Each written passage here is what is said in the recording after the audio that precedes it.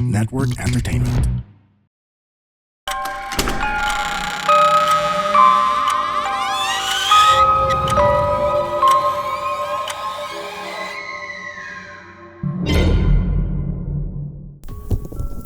Hello! At Friday na naman. Ayan. So, ibig sabihin, panibago na namang episode ng The Red Door Podcast PH. Alam ko, yung iba sa inyo ay nagtataka.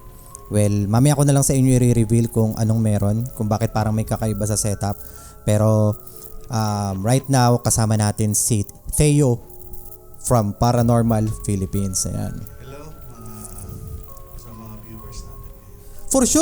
For sure, yung mga nanonood sa amin ngayon, kilala ka na. Actually, ang daming nagme-message din. So, hindi naman sobrang dami, pero may mga nagme-message talaga na nagsasabi na mag-guest po kayo kay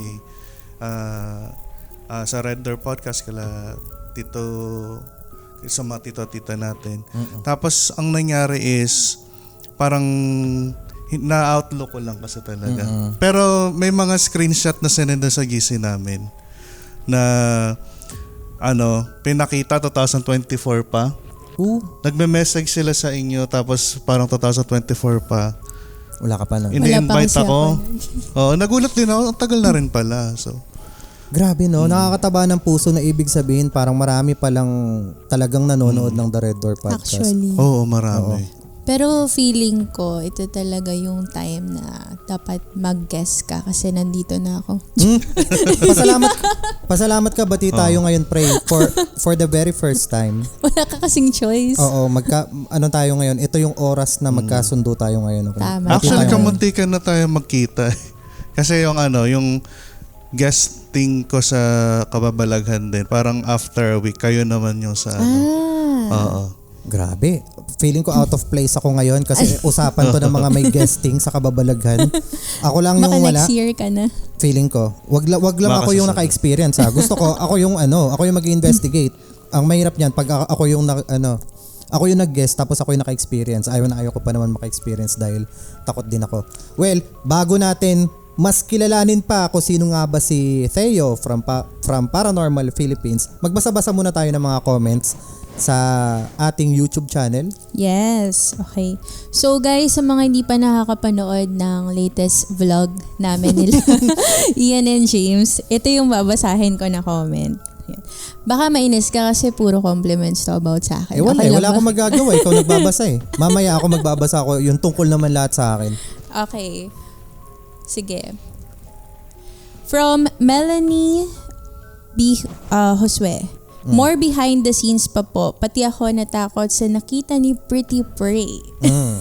At ang sweet. Meron pang pasalubong, masarap yan sa coffee. Excited na ako sa next video nyo po. Ingat po and God bless from California. Uy, grabe! Layo. Ang layo na pala ng mga listeners natin. Pero feeling ko na kamali ka lang ng basa. Baka ang sabi niya natakot ako kay Prey. Ay, hindi. Hindi, natakot siya sa nakita ko. Okay. Sige, double check ko yan. Okay.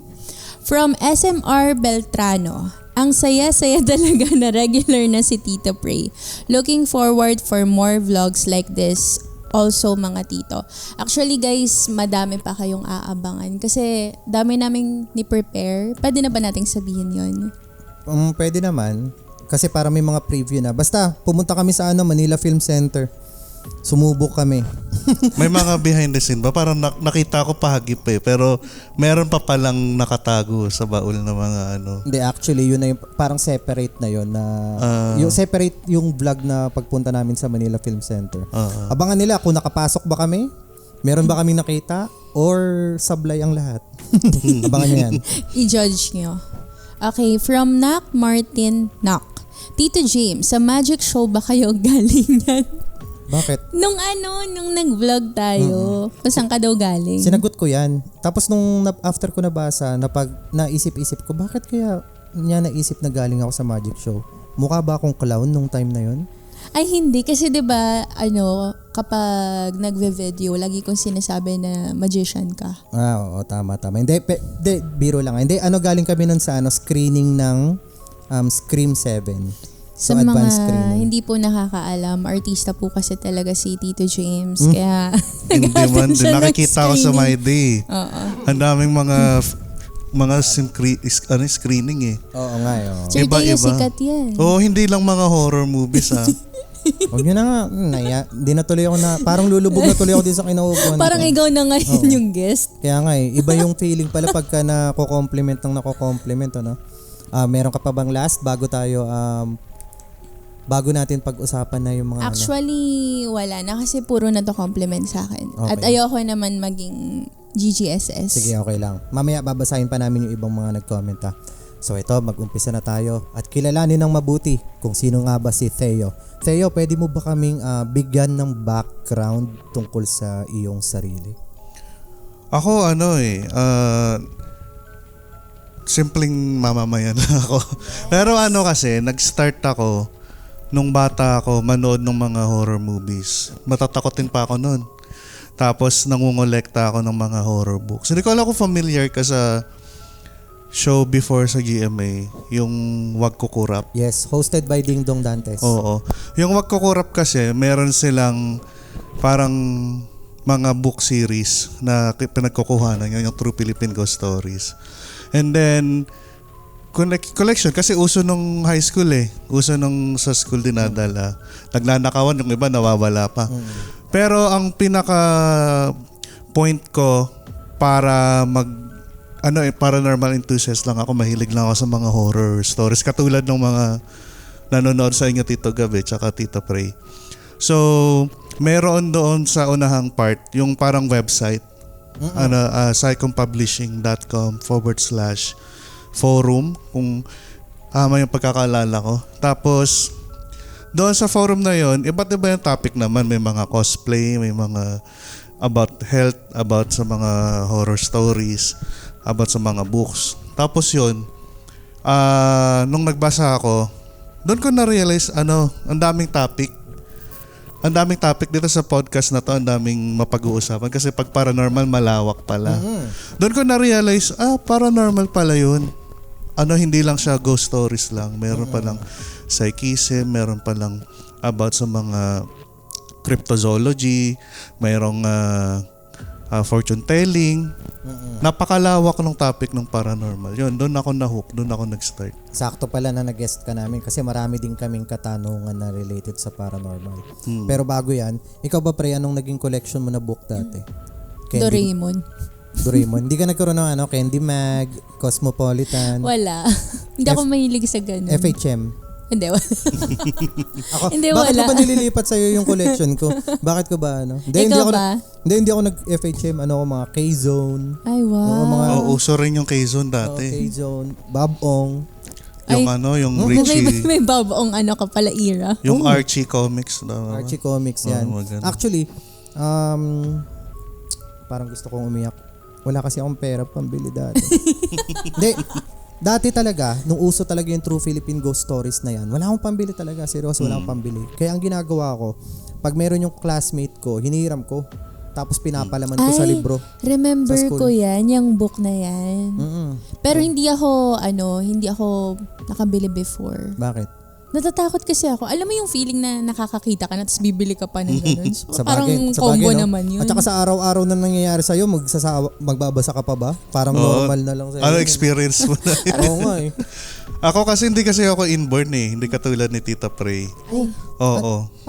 Ano ibig sabihin? Ay, actually. Hindi ako nakakakita. Alam mo yung nagbabasa ako ng libro sa may pinto o sa bintana ako para pag may nagpakita, natakbo na lang ako.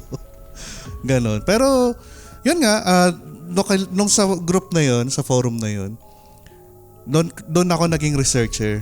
Yung tinatawag na paranormal researcher. So, somehow, ang dami kong natutunan. Pero sabi ko, hindi naman ako nakakakita. Bakit ganun?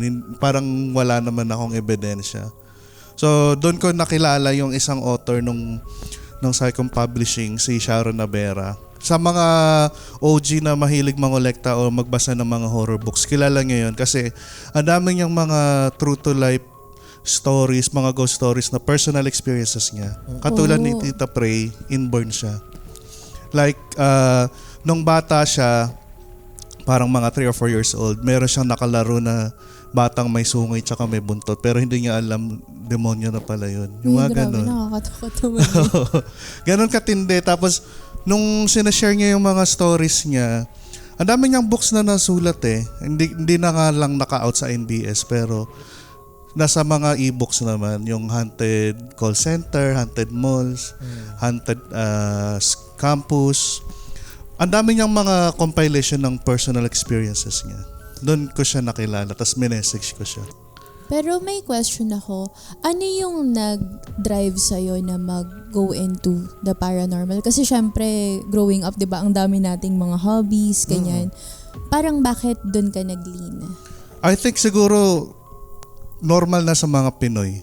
Actually. Makaka-relate yung mga viewers natin. Kasi normal talaga yan pagdating sa mga reunion. Di ba pag may mga may mga namatay sa kamag-anak, nagkikwentuhan ng mga horror stories. Pag nagmi-meet ng mga reunion, hindi maiwasan paggabi, minsan sa campfire pa nga, di ba? So, nakasanayan na siguro. Actually, Theo, ito yung parang pinaka-basis nung The Red Door Podcast. Ito yung parang pinaka-format niya na para lang tayong tatlong magkakaibang tao or tatlong magkakaibigan na magkukwentuhan na nakakatakot na parang kunwari, naisipan natin na, tara, tulog kayo dito sa amin. Tapos, syempre, bago matulog, takutan. So, ganyan. Speaking about dyan, parang kanina, meron akong gustong sabihin at yung gusto kong sabihin ay mamaya sa pagbabalik, babalikan natin yan. Meron lamang tayong few reminders. Ito na yung commercial ko. Meron ako sa inyo magic trick. Ito na. Pang, Yes! charan! Meron na dagdag na isang tao. Ayan. Ayun, sorry guys, na-late ako. Sige, ako yung late ngayon. Ipaliwanag mo. Abangan Pero nyo na lang nasa sa na ba vlog. tayo sa usapan ngayon? Kasi mas importante yun eh. Sige, tama. De, Tama, pero ipaliwanag mo muna. De, biro lang. Magkakampi muna kami ni Prey ngayon. Okay. For the meantime, ikaw munang gigisayin namin. Okay, sige, De, sige. biro lang. De, nandun na tayo sa na ikwento kasi ni Theo na before, ang parang pinaka-inspiration niya, kaya siya nag-aral ng paranormal is, uso kasi sa atin mga Pinoy, di ba? Oo. Anong year to? Baka malaman yung edad ko na. Basta mga so, mga before early 2000s, mga early ganyan. 2000s, okay. Oo. Pero sabi ko naman, Paps, kay Theo, na ito yung inspiration ng The Red Door Podcast na parang magkukwentuhan lang tayo dito. Para tayo nagkita-kita, sleepover, tapos magkukwentuhan na nakakatakot. Di ba? Totoo. Sama ka? Sleepover? Hoy, Hindi na natutulog, gisingin lagi. Oo nga, baliktad ang araw na ito. mga nakakalimutan mo, kakampi mo ako ngayon. Oo nga pala, Kakampi nga pala kita, Hindi, Paps. Basta, okay. So, ano na ba? Nasa na ba yung usapan? Yung sa start ni Sir Theo ba to? Okay. Tsaka nakwento rin ni Theo na hindi siya inborn. Hindi ako nakakakita talaga ng umpisa. Dati mahilig lang din ako makinig sa probinsya, tumiraw sa probinsya. Siguro yung mga Negrense natin ng mga viewers, no? Yung mga taga Iloilo, mga Negros. Oo. Nakikinig ako sa radyo before may program sa radyo yung yung mga misteryosang kabuhi. Yun Ilonggo radio program na nag-share sila ng mga paranormal experiences. Nahook din ako doon. Kaya nung pagbalik ko dito sa Maynila, medyo aware din ako sa mga katatakutan lalo. Yun. Natouch ako doon. Natouch ako sa ginawa ni Theo. Nanonood ako Sabi niya Negrense, tapos tinuro niya ako. Ibig sabihin nanonood siya ng The Red Door Podcast. Kasi nanonood doon ko ako. pinaliwanag yung about sa main Negrense. Na misunderstood ng Ako, iba. ang lahi kasi namin Negrense talaga. Sa side ng nanay ko. Kaya alam ko rin. Misteryosong kabuhi. Ano yung mysterious life? Mga misteryosang kabuhi. Mga misteryo ng buhay. Ganun yung Oh. meaning niya. The more you know. Ano? Hindi kasi first time ko marinig yun. Mga Bombo Radio listeners sa probinsya. Ayun, alam mo yung bombo? O hindi? Joke ako na sa isip, hindi ko sasabihin. Ayoko ma-cancel. Kaya tanong ko lang kung alam mo ba yung bombo radyo? Hindi ko alam. Ano ka matatakutin eh. Pero fast forward tayo sa present. Parang hindi ka pa rin ba nakakakita ngayon? Or because of your research, parang may na-develop? Good question. Lagi kang nasa-share sa mga podcast din talaga na hindi ako inborn. Pero, nabuksan.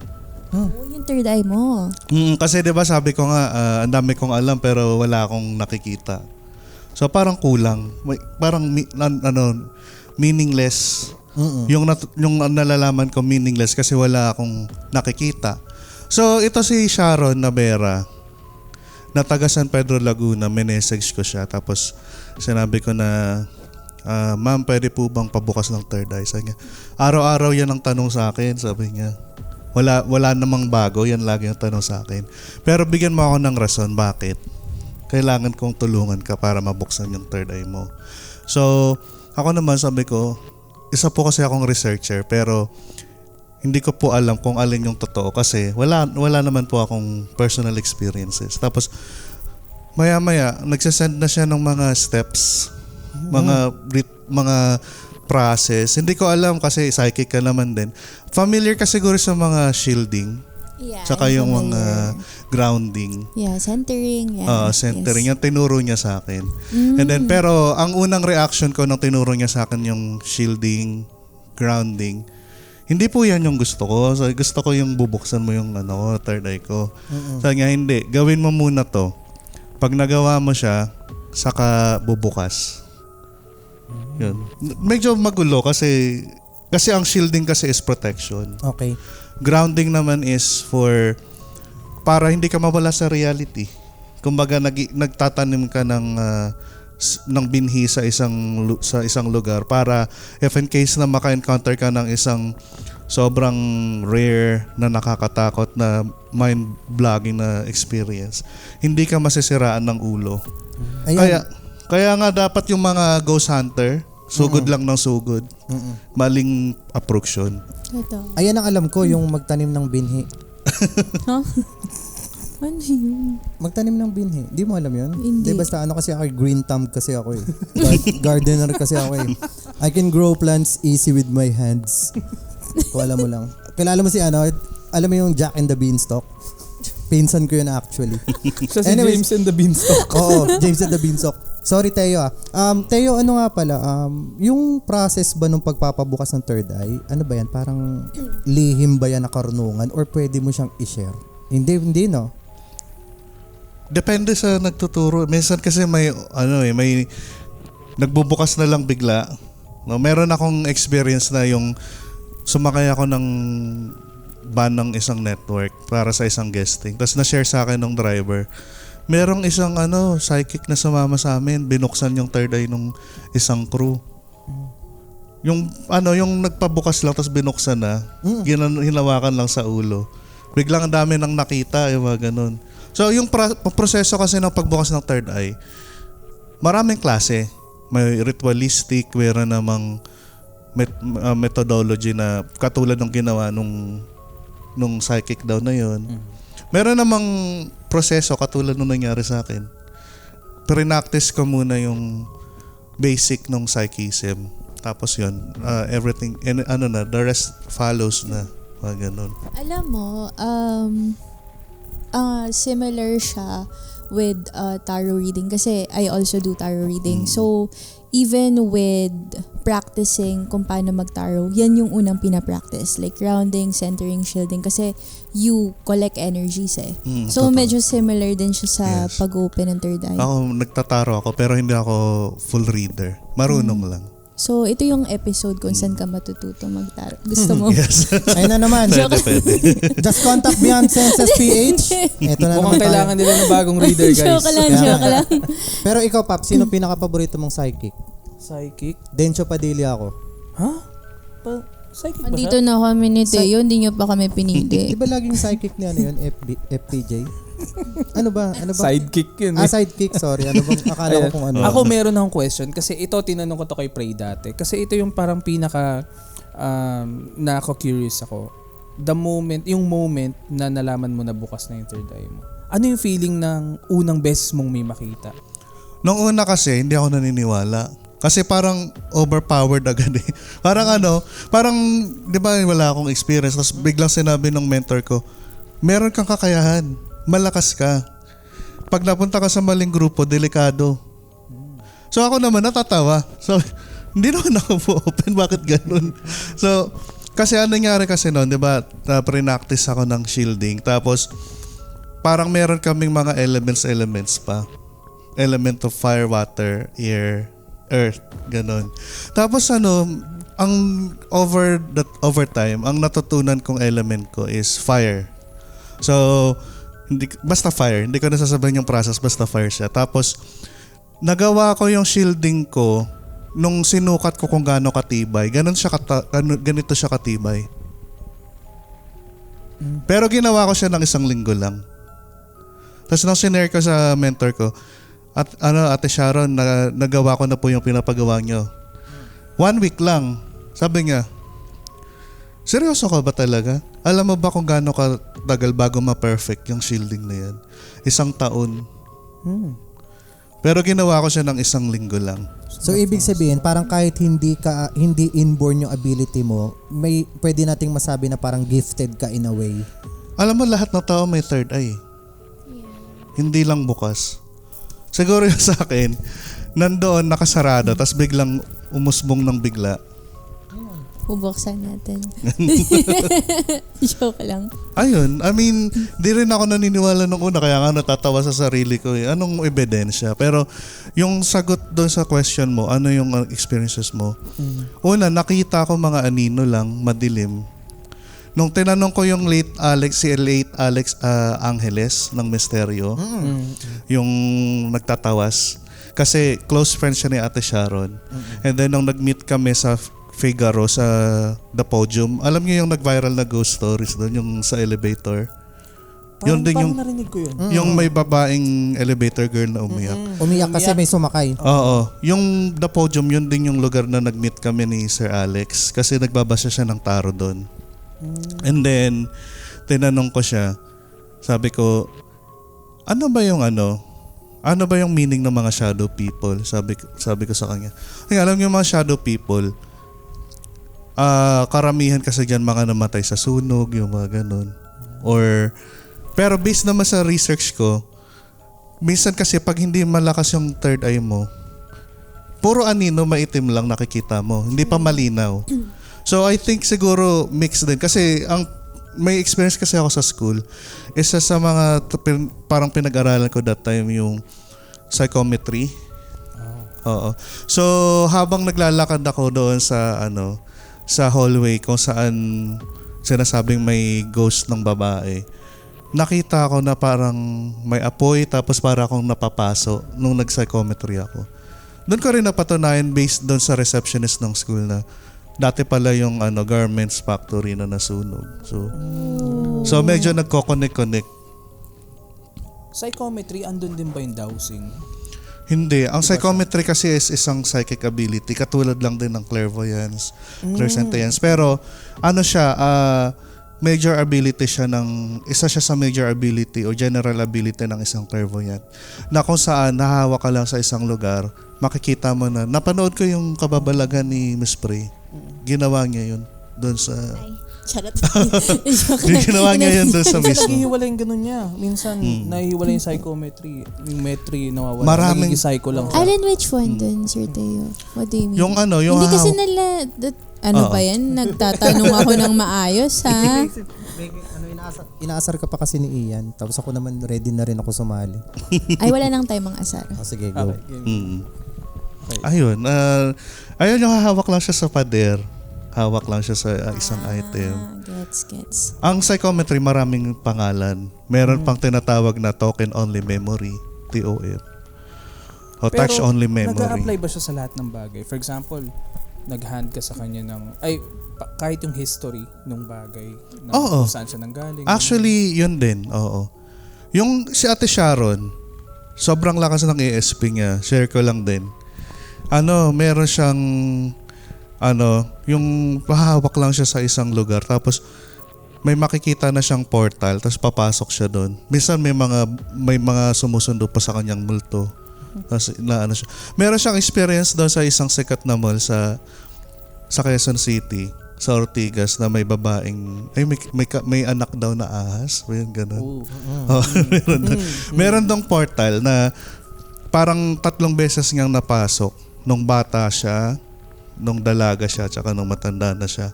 Wala naman siya nakitang babaeng taong ahas, pero portal daw meron. Meron siya doon nakitang lalaking nagigitara na yung mukha ay naaagnas. Lagi niya nakikita every time na pumupunta siya doon. Yung mga gustong magbasa ng story niya, search niyo lang sa Google Play yung Haunted series by Sharon Navera. Baka patulad ko, nahook din ako sa mga stories niya, kaya nga ako nag-decide na mag-investigate eh. May Spotify or Wala, matagal na siyang patay. Sa Psycom siya, Pops. Psycom. Namatay siya nung pandemic. No.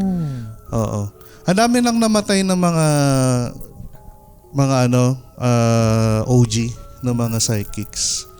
Jimmy Licauco, Kamakailan lang, Tony di ba? Perez, yung mentor ko yan, si Sharon, si Jade Martin, si Clyde Tasipit. Ang dami na, kunti na lang talaga kami. Grabe, no? Oo. Pero kasi 'di ba na kwento natin sa mga viewers kanina na from Paranormal Philippines. Ikaw ba yung parang pinaka-founder noon or Ako talaga yung bumuo kasi nung nandun ako kay Ate Sharon, meron kaming team. Nagmisteryo pa nga kami before eh. Yung pangalan ng team namin is Team Paranormal. Supposedly, kaya binuo ulit ang Team Paranormal kasi dati na-disband na yun. So kami na yung third batch dahil sa misteryo. Yung share ko lang dapat, hindi alam ng marami, pero kami dapat talaga yung Team Misteryo. Tapos, for whatever reason, na hindi namin alam, basta after a week, nung sinabi sa amin na kami dapat yun, nabalita namin na buo na sila Eric Cruz, si Adam Reyes, mga galing ng Inig. Ayun, mga binuo na sila. Tapos wala pa si Ana de la Cruz nun. Si Alex Angeles nandun na. Si Alex Angeles talaga, kakilala namin. So wala naman kami sama ng loob kasi kilala na namin si Sir Alex. si Ana? Si Ana kasi di ba alam niyo naman yung kwento ni Ma'am Ana. Parang na-discover na lang siya, parang artista. Pero dati crush ko yun eh. Oh. Kaso nung nakita mo siyang lumiit yung boses, Okay lang naman. Tsaka, kaso may asawa na siya nun eh. Pero may tanong lang ako. Dun sa like overall experience mo with paranormal, ano yung pinaka, I guess, memorable sa'yo? Yung bago ako na buksan yung ESC or third eye ko. Kasi matutulog ka na lang eh. Maririnig mo pa may bubulong sa tenga mo, tapos may makikita ka. Sabi ko, hindi pala normal. Kaya pala siya paranormal, hindi siya normal na experience. Nakakatakot. Na inisip ko, pag kinuwento ko sa ibang tao, baka naman dalhin ako sa mental hospital tapos ma-diagnose ng sakit. So medyo nagkaroon ako ng takot kasi natakot akong mabash. Or mabully.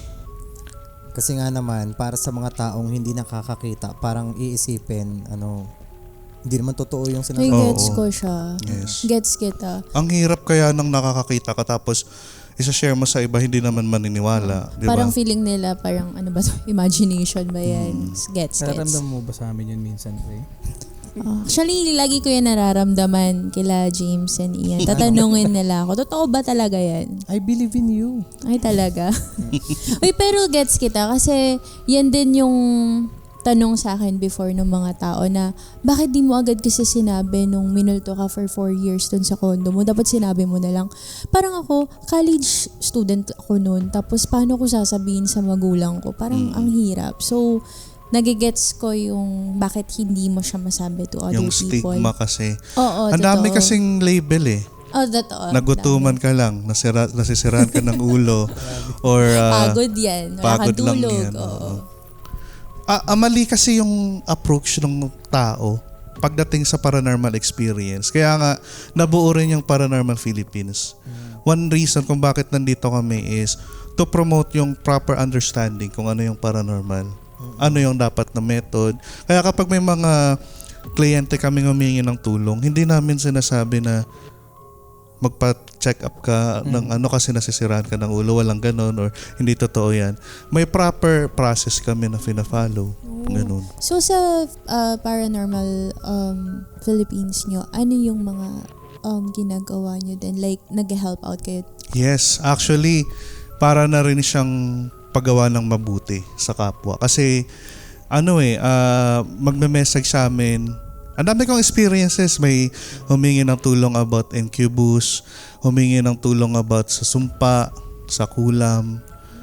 Iba-iba. So, madami talagang cases kayo Oo. na sinusolve. Ano yung challenging na case? Baka na pwede mong i-share sa mga viewers. Challenging. Siguro yung parang, pag sinabing challenging, medyo delikado, no? Oo. Yung parang life and death. Meron akong experience sa probinsya nung nag-handle ako ng isang ministry doon sa province. Tapos, merong isang lalaki na sinaniban daw. Tapos, pinatawag ako. Tapos, nung sinabi sa akin na pinatay daw yung aso ng kapitbahay, tinaga. Siyempre, medyo nakakatakot, di ba? Kasi baka pag hinarap ko siya, tagain din ako. Mm-mm. So, ako naman, kasi Christian ako eh. Although paranormal investigator ako, pero I do believe sa Christianity. So, ang ginawa ko naman is yung tamang process ng Christian. Yung nilapitan ko siya, mahinahon. Kakapatay, dugo-dugo pa yung kamay niya, naghuhugas pa siya ng kamay niya nun. Pero nilapitan ko siya. Kasi kahit yung nanay at tatay niya takot. Ako, oy, kamusta? Ganun. Kamusta ka na? Tapos inakbayan ko siya. Tinignan ko kung gaano katindi yung sapi. Sobrang init ng katawan niya. Hindi pa sumasayad yung kamay ko. Ganun pa lang. Oh. Alam ko, para akong pinapaso. Para siyang parang buhay na apoy. Ganun. Pero hinawakan ko siya. Tapos tinignan ko kung talagang matindi yung sapi. Pinahawakan ko ng Bible. Kasi ang alam natin, ang isang sinasaniban pag nakahawak ng Bible o salita ng Diyos, nagwawala. Di ba? Pinahawak ko siya, hindi naman siya nagwala. Tapos kinausap ko lang siya, sabi ko, alam mo ba, itong salita ng Diyos ay mabuti to, ililigtas ka nito sa lahat ng masama. Kung ano yung mga experience mo. Ang daming yung experience na nakakatakot before mangyari yun. May mga sensitive pa nga na may incubus pa, may succubus pa, doppelganger, mga ganun. Na sa akin niya lang sinashare, hindi niya kinikwento sa iba. Tapos yun, napahinahon ko naman siya.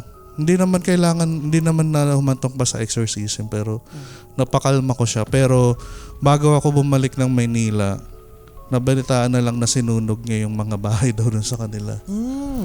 Kaya siya nakulong. That's crazy. Kung ako ay matatakotin, given na kakapatay lang yan ng aso, di ba? Medyo, siyempre matatakot din ako sa buhay ko, pero nilabanan ko yung takot. Pero ano yung pinaka-verdict mo doon? Nasapian talaga siya? Or... Medyo sapi kasi, pero medyo hesitant ako na sabihing sapi kasi ang dami ring elements na pwedeng tingnan. Kung ako ay isang paranormal investigator, titingnan ko buong sides. Pero sa paranormal kasi sapi talaga yun eh. Yung ganun. Tapos yung pag hindi natin titignan sa paranormal side, ano siya? Medyo sensitive yung usapin. Kasi may mga kwento pa na namatay yung lolo, yung mga ganun. Okay, so parang sabihin na natin isang traumatic experience yung nagresulta ng hindi lang traumatic, legal pa siya. Siyempre, may batas tayo, di ba? Siyempre, privacy rin nila. Okay. Nagets ko na. Ayoko na rin namang banggitin kasi yung mga nakakapanood, baka kilala nila yung tao. Sa bagay. To protect yung privacy. Di ba may mga ganyan kayo na mga cases? Meron bang cases na sinasabi na lumapit sa inyo tapos nalaman nyo pagdating nyo doon hindi pala siya paranormal? Meron akong ganyan. Nakwento ko kay Tito Gab yung yung sa isang show na walang kinikilingan. Ito pa yung may actually nung time na yon kasi is sa Quezon Province pa yung case. Tapos ako that time nasa parang Marikina pa yata. Tapos parang kinontak ako ng show para daw sa isang episode nung may Santo Niño daw umiilaw yung mukha. Ang layo ng biyahe namin, parang mga 5 hours or 6 hours. Tapos, habang nasa biyahe, ini-explain na sa akin na meron po kasing Santo Niño umiilaw yung mukha niya, naghihimala. Tapos kumalat sa buong barangay. Tapos kami, habang nasa biyahe, dalawa kami, taga Cavite yung isa. Ano yung possible logical reason na pwede nating makita na magiging reason bakit umiilaw yung mukha? So, inisip namin, baka barong-barong yung bahay, baka may butas yung bubong. Baka pumapasok yung sinag ng araw. May oras ba? Sabi, 4:40, mga ganyan, alas 5. So, parang palubog na yung araw nun ah. Golden hour yun sa photography di ba? Yun yung mga Instagrammable na moments Tapos inisip namin, baka saan gawa yung pintura? Acrylic ba? Kasi di ba acrylic pag nasinagan, nagsashine siya. So, pagdating namin doon, pagbukas pa lang ng pinto, okay, oo nga. So, ganun. No. Pero naghintay pa rin kami, naglagay sila ng CCTV, naghintay pa rin kami. Tapos nung tumapat yung ilaw doon sa mukha ng Santo Niño, umilaw nga. Kasi butas yung bubong. Saka acrylic yung ano. So, tama, kahit siguro din na kami pumunta, kaya na namin i-explain. So ang naging conflict lang kasi, medyo sabi ko, ang ina-expect ko paranormal, hindi exaggerated stories. Ayun. Madaming kwento na ganyan na parang pwede mo siyang explain pero dahil ba sa paniniwala ng tao kaya na-exaggerate? I think virality. Gusto nilang mag-viral. Gusto nila maraming manood. Kasi ganun yung sa TV, di ba? Gusto nila yung maraming manonood, yung natatakot yung mga viewers. Kaya ako pag nagsashare ako ng horror stories, yung iba nagko-comment, hindi naman nakakatakot magkwento. Madami. Ako kasi personally, kahit nakakatakot yung experience, sa amin, hindi ko alam kung applicable din sa'yo, Miss Prey, pero parang sanay na tayo. Hindi na tayo, yung una siguro takot pa tayo magkwento, pero over time, pag nag-share tayo sa iba, yung sharing natin, normal na kwento na lang, wala nang element ng fear. Kaya hindi sila natatakot. Ano yung ratio, Teo, ng meron sa wala pagdating sa paranormal investigation? Sa akin, meron kasing, sabihin natin sa isang case, hindi man siya paranormal yung mismong case. Pero mayroong element ng paranormal. Sabi natin sa isang case, 10% or 20% may paranormal pa rin. Pero pag bibilangin mo bawat case, parang nasa 10% lang din talaga. Grabe, no? Pero ang kasi, ang ibig kong sabihin, medyo magulo siguro, no? Parang mini-meaning ko dito is, bigyan ko ng example. Yung doon sa may Santo Niño umiilaw ang mukha. May paranormal pa rin nangyari. Kasi, nung nag-investigate kami, nag-psychometry yung kasama ko, and nakita niya yung nangyari before nagkaroon ng paghihiwalay doon sa family, kasi naghiwalay, broken family. Nakita yung involvement nung bato, yung mga bato ni Ding, yung mga ganun. Okay. So nakita yung mga ganun na elements na kaya pala nasira yung pamilya dahil sa masamang gawa. So siya, actually yung experience na yun, dramatic siya Kahit nasabihin natin na hindi siya paranormal, meron kaming part doon na parang naiiyak kami kasi nakita namin naramdaman namin, ako medyo impact din ako. Naramdaman ko rin yung lungkot ng pamilya kasi wala na nakulong yung padre de pamilya, yung mga ganun. Kumbaga sabi nyo nga 'di ba, parang pagka sa psychometry mararamdaman nyo yung parang mismong nangyari nung time na yon, kaya ramdam nyo emotions. Mararamdaman mo rin emotion. Katulad nung naging tramuros ako. Nung pagpunta namin, parang gusto kong dumapa sa lupa Sobrang lungkot. Kasi parang nabalik ka dun sa dating nangyari. Yung ganong emotion. Grabe, no? Kawawa magiging asawa ni Prey if ever. Kunwari umuwi gabi, di ba? Umuwi gabi. Saan ka galing? Napunta sa akin. Saan ka galing? Tapos umiyak. Ops, wag ka na magsalita. Hindi, pero Simula nang ilupa sa'yo. totoo yun, Hindi mo yung na- sinasabi ni Sir Teo. Kasi diba, pwede bang konting kwento about Manila Film Center? Oo. Kasi nung nasa labas kami noon, medyo patapos na kami mag-shoot. Sumasama na yung pakiramdam ko. Sabi ko, hindi na ako makahinga. Parang sumisikip na yun dito sa part na to. Tapos, tawa pa rin sila ng tawa. Akala na una nag-joke ako. Sabi ko, hindi na talaga ako makahinga. Parang nababawasan na yung air. Tapos parang lumayo kami nun sa place. Tapos doon ako mas kumalma. So, gets ko yung kinukwento mo kanina na parang gusto mo nang humiga dun sa may Intramuros. Speaking of nakakatakot na kwento, ano yung parang pinaka nakakatakot mong kwento na pag every time na kinukwento mo ito sa mga tao, talagang, alam mo yung sila? Nakakatakot naman yan. Nakakatakot na kwento. Hindi yung hindi yung nakakatakot lang siya sa iyo Yung nakakatakot talaga siya pag napakinggan ng ibang tao. I think yung kwento doon sa yung unang-unang experience ko sa paranormal nung high school ako. Yung may nakitang babae sa camera. Kasi nung nagka-choir kasi kami, bare months. So maaga talaga kami pumapasok para sa preparation, practice. Bago mag-flag ceremony kasi kumakanta kami ng mga Christmas songs as a choir member. So may experience kami doon, yung conductor namin, binidyohan niya yung bintana. Tapos may nahagip na babaeng takip yung mukha niya ng buhok pero nakalitaw yung mata tas yung ilong. Yun yung ang daming beses ko na rin na-share naman sa mga podcast. Pero natatakot sila kasi parang yung siguro nare-relate nila sa napapanood nila sa yung Sadako. I think yun. Pero marami namang experiences. Marami akong experiences sa paranormal. Nako, guys, feeling ko hindi lang ito yung episode natin kay Sir Teo kasi parang feeling ko ang dami niyang pwedeng ma-share sa atin na information pa. Lalo na dun sa mga nakikinig sa amin na maraming tanong sa paranormal. Pero may ito last question ko. Ilan kayo ngayon sa Paranormal Philippines? Sa Paranormal Philippines, yung admin team namin, 4 kami. Ako yung pinaka-founder. Tapos, yung assistant ko kasi si Verchan, siya yung more on scientific side. Siya yung tipo na parang si Sir Gab, si Tito Gab. Parang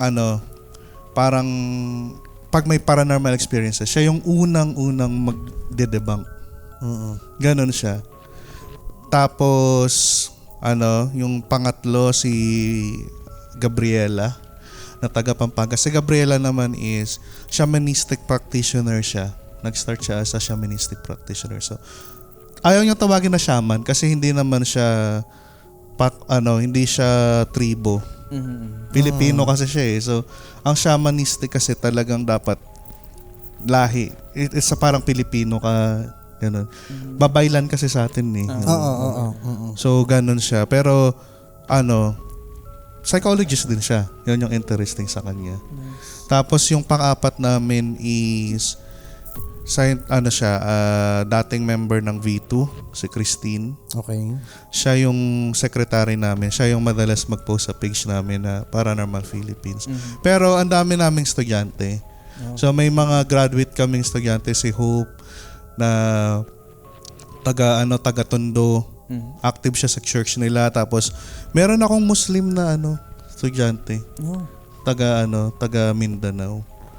Tapos meron akong police na estudyante na graduate na rin. So the rest naman is mga nagte-take pa ng class. Grabe, no? Ang dami, iba't ibang profession, iba't ibang religion, iba't ibang pero nagkakasundo pagdating sa paranormal. Yes. Ako rin may last question, Teo. Meron ba dito kung nasaan man tayo nagsushoot ngayon o wala? I think meron din, pero hindi ko pa ma-confirm kasi hindi ko pa ako nagstay ng matagal. Pero I think meron. Siguro pag nagstay pa ng pero nararamdaman ko. Ano siya, good or bad? I think parang usual lang naman na mga resident ghost. Okay, so yung parang dito na mamahay. So yung Hindi naman malevolent na dapat matakot ka or So yung tech na nakikinig sa recording namin ngayon, meron daw. Pero hindi, joke lang. Ayun, if ever pala may mga listeners kami na gustong magtanong sa'yo, saan nila pwedeng i-reach out or yung Paranormal Philippines? Sa Facebook page, search lang nila Paranormal Philippines. Tapos Instagram, TikTok, ganun din. Pero hindi ako sumasayaw. Nag-ano lang, no? Nagpo-post lang ako Oo. ng yung mga video. Ay, may question pala ako. Nag-accommodate din ba kayo ng mga people na gusto magpa-open ng third eye, ganun? Oo, pero hindi namin tinuturo na, ito gagawin mo. Nire-require namin sila na, sumali sa klase pag may open na Ayun, class. Ganun. guys. Sa mga nag-chat sa akin dyan, ayan, ito na lang ha, si Sir Dave. Kasi ang daming Ang dami, no? Oo, na parang, open mo yung third eye ko. Sabi ko, hindi ko naman ginagawa. Ang hirap diba halos Si araw. Sir Teo na lang. Sa isang araw, parang 5, mahigit ang nagme-message sa'yo siguro. So magme-message lang sila diretso na sa page ng Paranormal Philippines. Oo. Or pwede rin sa'yo diretso. Tsaka kung gusto nila sumama, may plano kaming ghost tour sa May. Baka gusto niyo sumama. Sama kami. Pwede. Ito meron na akong suot ko na ngayon itong t-shirt na to. Nakita ko nga sa likod I am a paranormal papadalhan ko kayo libre lang. Sure? Uy. Bigay niyo sa akin yung sizes niyo Nice, thank you. para ma-send ko. Ano sa'yo? Excel? Medium sa kanya. Kasi paranormal medium. Pero yung t-shirt, Excel? Medium. Grabe ka naman sa Excel. Ano ba? Medium lang. Medium lang. Okay, medium. Tama ako, di ba? Mentalist ako eh. Charot, hindi, Pops medium para crop top. Ay, sorry, kampi pala tayo ngayon. Ayun. Nakalimutan ko. Ayun, siguro, alam ko para sa mga nakikinig, sobrang bitin ng episode Actually. na to. Kasi ako personally, ang dami ko, late kasi ako eh. Pero ang Okay dami lang, ko pang okay gustong lang. itanong. Ang dami kong gustong itanong, lalo na dun sa mga, kasi nung tinanong ko si Prey about dun sa experience niya nung opening pa lang, nung parang third eye awakening niya. Parang, medyo kasi ako eh. Nasa side ako na parang hindi ko pa sure kung naniniwala ako theoretically pero parang kasi iba yung kapag na-experience mo eh. Pero parang on the verge pa rin ako na sige, kapag na-experience ko ba, kaya ko ba? Na parang kasi alam ko na hindi siya normal na parang makikita ka ng kung ano-ano na hindi normal para sa akin. So curious pa ako sa bagay na yon. If ever Sir Teo, baka pwede tayong gumawa ulit ng Walang problema. Meron Basta pa ba kayong libre pahabol na mo question? oras. Pati sa May, sama kami dyan. Oo, sa May. Sige. In-invite na ba tayo? Ha? In-invite na Pwede ba tayo? naman. Oo. Sama, bablog tayo. Sige, sige. Oo. Tapos, ayun. Ipopost din namin yung mga links ni Sir Teo at ng Paranormal Philippines dito sa video na to sa baba sa description. And Sir Teo, baka meron pa kayong gustong i-share or i-plug sa mga kung meron kayong mga events or Actually, dahil kulang yung oras natin, pero para sa mga may tanong, mapapanood nyo naman ako sa ibang podcast. Siguro napanood nyo na ako kasi nag-guest na rin naman ako sa ibang podcast like Think Talk Tea and then yung Off the Record.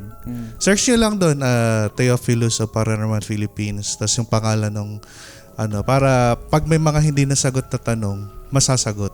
Dito nga lang, ang dami pang kulang eh. Hindi ko pa na-share lahat. Diba? Actually, parang bitin na bitin Nilista ko pa kanina yung mga stories ko. Oo, bitin na bitin pa. Pero, Pero ako, kami ni Tito James last time, kung gusto nyong makilala pa si Sir Theophilus, ginawa lang namin sa YouTube, Theophilus Paranormal Philippines, ang daming lalabas. Lahat ng guestings niya, lahat ng lalabas doon. Kasi 2011, nag-guesting na talaga ako sa TV. Ano nga ba yan? Misteryo. Ano pa? Demolition Job ni Paolo Billones. Tapos sa PTV4, Rise and Shine. Tapos KMJS, nag-rated Corina na rin ako. I Wonder. Tapos yung kay Dre Aliliano. Yung Aha. Mas madami, many to mention. Ako isa pa lang Soko. Ano ba yan? As suspect. Uy. Charot!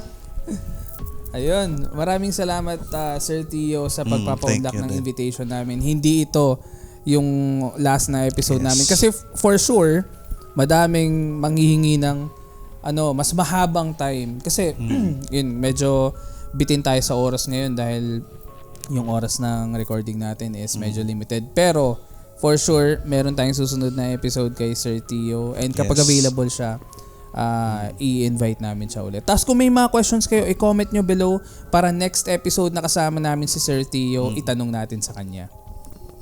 Ayun, may mga pahabol pa ba kayo dyan? Sakto pala no? Sakto pala si Teo. Kasi ikaw, Tito. Tio. Tito. Tita. No? Anyways, don't go there. May sasabihin pa sana ako about Hindi yan, tita. Ano ba to? Si ate. Si ate Grits. Manang. Si Manang. Oo, si Manang. Gets, ay, hindi pa nila pala may gets yan. Hindi pa nare-release yung yung vlog na Oo, isa. sige. Basta yun. Kita-kits ulit. Ayun, so, ayun, siguro ikakat muna namin tong episode na to dahil meron pang next na guest. Pero, maraming salamat ulit, Sir Tio. Follow niyo siya Thank you. sa Thank mga you so much. social Thank you so media much. accounts Thank you. niya and sa Paranormal Philippines. Again, my name is Tito Ian. Ako naman si Tito James Zhu. And I'm Prey. Kasama namin si Theo. At Ng kami parang- ang... At kami ang The The Red, Red Door, Door Podcast Podcast PH. Philippines. Bye. Bye.